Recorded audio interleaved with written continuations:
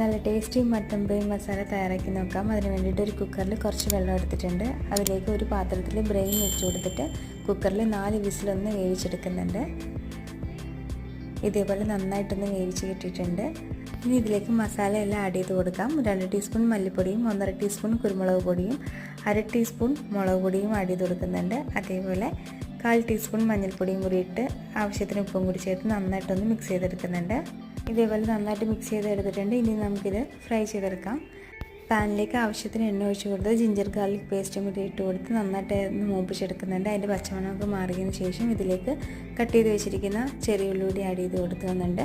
അത് നന്നായിട്ടൊന്ന് മൂത്ത് വരണം. അതിലേക്ക് ആവശ്യത്തിനുള്ള ഉപ്പും കൂടി ചേർത്ത് കൊടുത്തേക്കണം. ഇത് നന്നായിട്ടൊന്ന് മൂത്ത് അതിൻ്റെ കളറൊക്കെ ഒന്ന് മാറി ബ്രൗൺ കളറായിട്ട് വരുന്ന സമയത്ത് ഇതിലേക്ക് നമുക്ക് ബ്രെയിൻ ആഡ് ചെയ്ത് കൊടുക്കാം. ഇനി ഇതെല്ലാം കൂടി നന്നായിട്ടൊന്ന് മിക്സ് ചെയ്ത് മസാലയുടെ പച്ചമണമൊക്കെ ഒന്ന് മാറുന്നവരെ മൂപ്പിച്ചെടുക്കുക. എന്നിട്ട് ചൂടോടുകൂടി തന്നെ ഇത് കഴിക്കണം.